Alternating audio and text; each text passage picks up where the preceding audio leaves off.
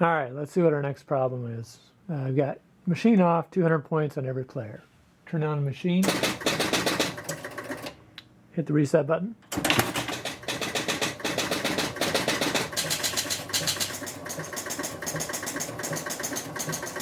All right. Score motor's running. The first player 1 and 2 cleared.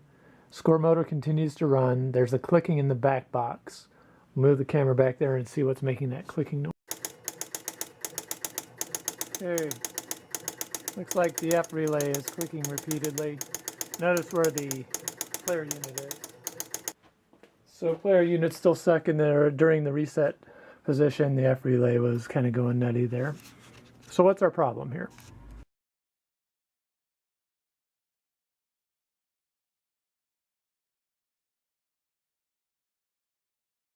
Okay, so here's the problem. On the hundreds unit for player 2 had a piece of tape in there blocking open the leftmost switch closest to the frame.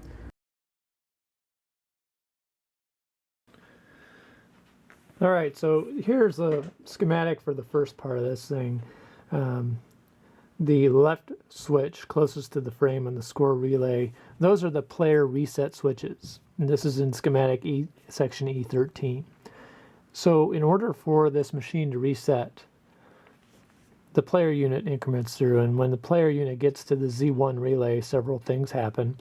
Part of that includes Z1 opens here, this switch, and then another part of the schematic, there is a bunch of activity to reset the score reels. So Z1 resets players 1 and 2, and these switches are open unless they're in position 0. They all have to be in position 0 in order for the machine to continue, because what would happen, motor, there's that workhorse motor 1A again pulsing. Once the Z relay gets all of these set to 0 and they're all reset, we'll have a path through here, through Z2, to the add player unit. That's going to increment the player unit by 1. When it does that, the next position is to enable Z2. So at that point, Z1 shuts off, so then this closes again. Z2 is enabled, so that normally closed switch opens. The same gyration happens where Z2 tries to reset players 3 and 4.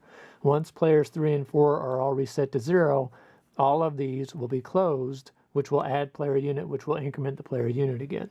So this is a big gotcha here. Starting up a machine, all 16 of these switches have to be closed. Any one of them goes south on you, any one of them stays open, your machine's not going to reset, and you're going to see symptoms very similar to what we saw, where the machine might reset to 0, but the score motor continues to run because these are dirty.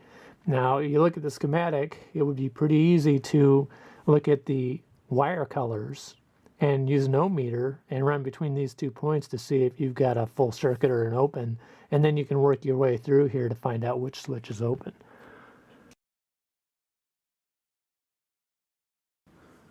So I want to try to show what normal operation with these switches are. The left one only closes on position 0. It's on 2 right now, so as we go through this, there's 9. Position 0, it's closed. And then the middle switch is open on position 0, and that's it. It's closed 1 through 9.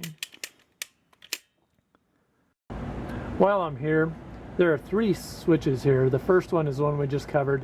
I'm going to move that paper block over to the middle switch, and then we know that this switch is the 9 switch because it only closes during when it's in position 9. So let's see what symptom we can see out of this switch, the middle bank of switches.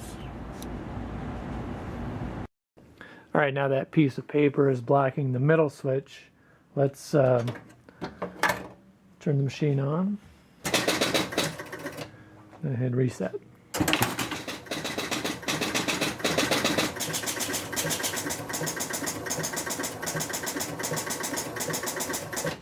So in this case, the machine did not clear to 0 and then hang up. Instead, the hundreds reel is not working at all with that middle switch blocked.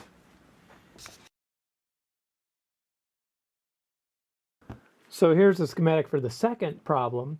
This is the middle switch, and it's called the runout switch on the score reel.